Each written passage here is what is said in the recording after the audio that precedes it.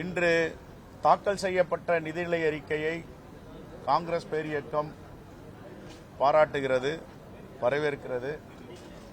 எல்லோருக்குமான நிதிநிலை அறிக்கை, பெண்கள், முதியோர்கள், இளைஞர்கள், மாற்றுத் திறனாளிகள், மாணவர்கள், அடுத்த தலைமுறைக்கான நிதிநிலை அறிக்கையாக இந்த நிதிநிலை அறிக்கையை நாங்கள் பார்க்கிறோம். ஒன்றிய அரசு பிடிவாதமாக நிதிநிலையில் தமிழ்நாட்டை புறக்கணித்தாலும், தமிழ்நாட்டுக்கு சேர வேண்டிய வரி பகிர்வை அளிக்க மறுத்தாலும், தமிழ்நாடு முதலமைச்சர் இதை திறமையாக கையாண்டு தமிழ்நாட்டு மக்களுக்கு ஒரு நல்ல நிதிநிலை அறிக்கை இன்று தாக்கல் செய்யப்பட்டிருக்கிறது. குறிப்பாக சொல்ல வேண்டுமென்றால், இந்த தமிழ் புதல்வன் திட்டம் அடுத்த தலைமுறையை உருவாக்குவதற்காக இதை ஊக்குவிக்கப்படுத்தி 50,000 ரூபாய் ஒரு மாணவர்களுக்கு என்று அறிவிப்பு செய்திருக்கிறார்கள். பெண்கள் முன்னேற்றத்தில் மாற்றம் வர வேண்டும் என்ற அடிப்படையில் 10 லட்சம் ரூபாய் வரை 1% தள்ளுபடி என்று சொல்லியிருக்கிறார்கள். அதை காங்கிரஸ் பேரியக்கம் 25 லட்சமாக உயர்த்தி தருமாறு கேட்டுக்கொள்ளுகிறோம். அது மட்டுமல்லாமல் மக்கள் நல்வாழ்வுத்துறை, பள்ளி கல்வித்துறை, நெடுஞ்சாலைத்துறை, தமிழக முதலமைச்சரின் கிராமப்புற சாலை மேம்பாட்டு திட்டம் போன்ற பல பணிகளில் பாராட்டுக்குரிய திட்டங்களாக இருக்கின்றன. அதற்கு நல்ல நிதிகளை ஒதுக்கியிருக்கிறார்கள். அதேபோன்று மாற்றுத்திறனாளிகளுக்கு தனியார் நிறுவனங்களில் முன்னுரிமை கொடுத்து வேலைவாய்ப்பு கொடுத்தால் அதை ஊக்குவிப்பதற்காக 2,000 ரூபாய் அளிக்கப்படும் என்ற உத்தரவாதத்தை அளிப்பதும் வரவேற்க தகுந்தது.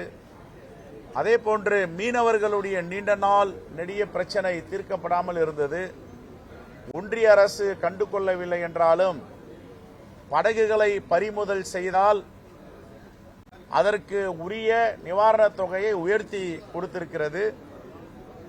மீன் பிடிக்க தடை உள்ள காலங்களில் அவர்களுக்கு கொடுக்கின்ற ஊக்கத்தொகையை உயர்த்தி அறிவிப்பு செய்திருக்கிறார்கள். இலங்கையில சிறைபிடித்து தமிழ்நாட்டு மீனவர்களை கொடுமைப்படுத்தும் பொழுது அந்த குடும்பங்களுக்கு நிவாரணத் தொகையை உயர்த்தி இருக்கிறார்கள். இது போன்றதெல்லாம் வரவேற்க தகுந்த அம்சங்கள். அது மட்டுமல்லாமல் நகரங்களிலே மேம்படுத்த வேண்டும், கிராமப்புறங்களில் அபிவிருத்தி செய்ய வேண்டும் என்று பல திட்டங்களை தீட்டியிருப்பது வரவேற்க தகுந்தது. குறிப்பாக கடந்த நிதிநிலை அறிக்கையை விட இந்த நிதிநிலை அறிக்கை தாக்கல் செய்யும் பொழுது பண வருவாய் பற்றாக்குறை, செலவினங்கள் இதையெல்லாம் பார்க்கும் பொழுது 9 விழுக்காடு முன்னேறி இருக்கிறது. இது வருங்கால தலைமுறைக்கு கொடுக்கின்ற நாம் ஒரு மிகப்பெரிய கொடையாக பார்க்கிறோம். ஆக நிகருக்கு நிகரான நிதிநிலை அறிக்கை, இந்த நிதிநிலை அறிக்கையை நாங்கள் வரவேற்கிறோம்.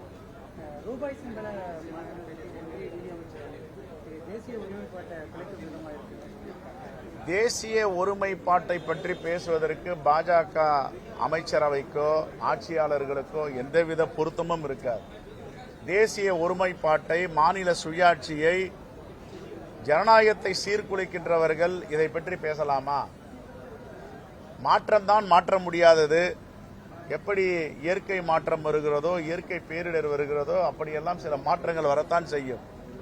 பருவநிலை கால மாற்றம், அதுபோன்று இப்பொழுது லட்சினை ரூபாய் என்று மாற்றியிருக்கிறார்கள். இது வரவேற்க தகுந்தது.